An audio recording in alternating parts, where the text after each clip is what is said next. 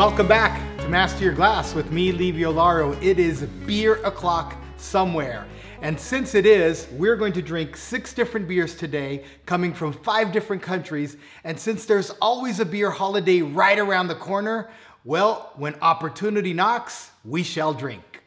So when I'm looking for something cold and refreshing, I'll just default to a nice Pilsner style lager. And all that really means is that the beer is pale, and the Pilsner, it means that it's dry. There's not gonna be a lot of hoppy flavor, which is typically floral or bitter, and there's not gonna be a lot of malty flavor either, which is typically sweeter. So these styles of beers are really easy to drink, very sessionable. Of course, there's a lot of them I like, but lately I've been really gravitating to Modelo Especial, which is brewed in Mexico. It's such a great beer and so delicious. So just when you pour the beer, I like to tilt this 45 degrees, give the beer a nice little pour like that, and then straighten it up as I go. And there we go. Give that beer a little bit of a head. Why is the head important? It's gonna retain the flavors. It's gonna make sure they're trapped and they don't fly away. So, when do I drink Modelo beer? Well, like I said, about any time possible. However, it's actually a really good match with the food from Mexico. So Taco Tuesdays is Modelo day for me. Let's give it a shot.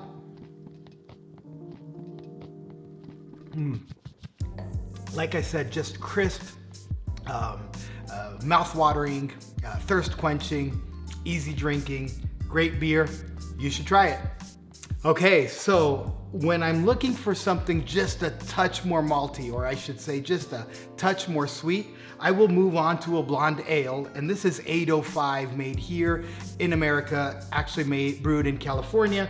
And I'm gonna go ahead and give this an open. What a blonde ale basically means is it's a pale color beer, of course, and because it's an ale, it's fermented at a slower temperature, which will give us more of those malty notes. Alrighty, let's give this a taste.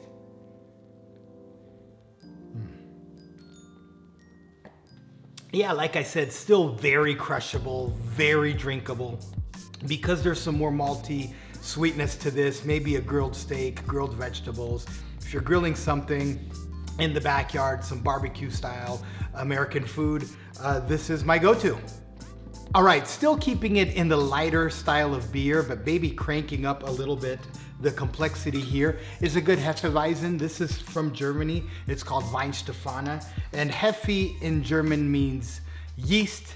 Weizen in German means wheat. So this is basically an unfiltered German beer with about 50% or more of wheat in it, and of course a little bit of yeast. So I'm gonna go ahead and give this a pour. Gonna be a little more gentle with this one because there's yeast in it. So, a little bit of foam goes a long way, as I mentioned earlier, especially in bottled beers. Some people will say, well, the foam, you're ripping me off. It's a bottle. The quantity in the bottle is the quantity in the bottle, regardless of the amount of foam on the top of your beer. That, of course, is going to help you with the aroma. Yeah, this one I just get a very gentle bitterness. I get not a lot of nice sweetness kicking in, and I get aromas and flavors of banana. So if you like banana bread, this is your liquid banana bread. I kind of like to call this a catch-all beer.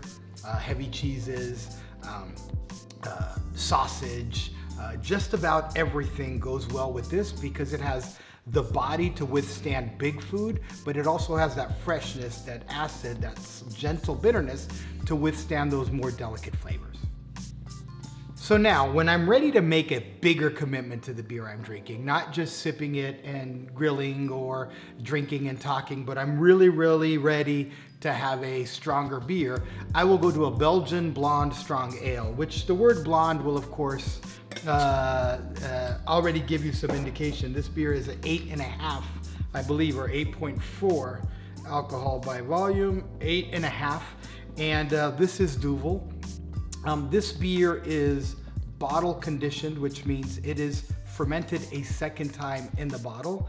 And what that also means is that it is, with its longer aging process, it's gonna really give me some strong, bold flavors. And of course, it has this really nice effervescence that is going to tickle my palate, and it's gonna be really good. I'm gonna let this sit for a second, let the effervescence settle, and then we're gonna try it. All right, let's give this one a try.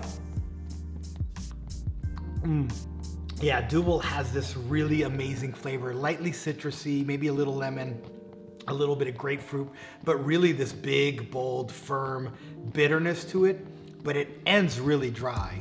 And what I have paired this with before is sushi. Sushi nights are always cool. If you don't have a bottle of sake, you can always find a bottle of Duvel and you can crack that open. Also, other types of grilled seafood will go really well with this.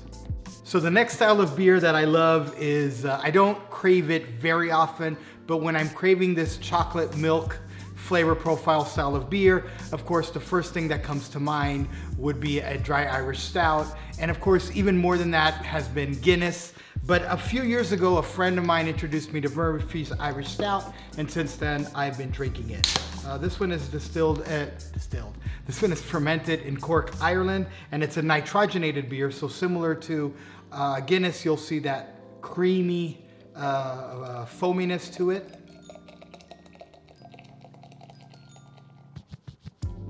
Yeah, baby. And like I said, this to me is like an afternoon chocolate milk, some coffee notes to it. Really, really nice. It's dark in color. It's a bold beer, but not very strong. This will fool you. This will look like something that requires a big commitment, but when you actually drink it, it's easygoing. Yeah, what pops to mind is just those nice creamy coffee notes and a lot of hint of citrus. You know when people add a little lemon zest to an espresso because they're adding that little zing of lemon or citrus to something chocolatey and bold and coffee-like? That's exactly what I get from this beer. Of course, this is really good with burgers, grilled steaks, big food. Why big food? Because it's got big flavors to it. It's just, again, low in alcohol, but big, rich flavors.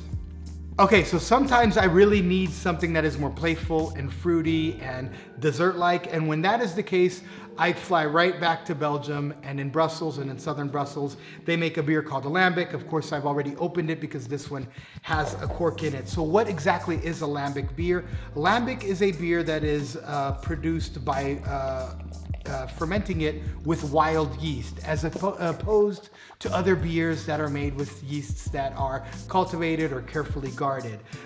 With that wild yeast comes some bacteria, and so this type of a beer is going to have some sour, acidic notes, almost like wine. Now, it is also very common, of course, to flavor these with some types of fruits or berries. This one here is called Kriek, which means it is flavored with cherry, and the way they add the cherry to it as of a more modern style is they take cherry juice that has never been frozen and they put it inside the beer. So with acid and fresh and wine and cherry, you probably already know a little bit what this is gonna taste like, but I'm gonna confirm.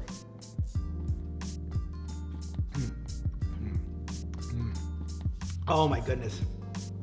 Take your imagination of getting the best, freshest cherries with the best, freshest lemon juice, but then adding effervescence, but not the effervescence that we're used to from a can of soda.